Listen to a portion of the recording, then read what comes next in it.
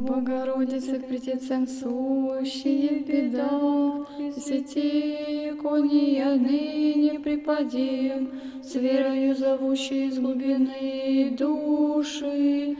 Скоро наше услыши моление Деву, яко скоропослушница нарекшаяся, Тебе воробей Твои в нуждах, готовую помощницу и мамы.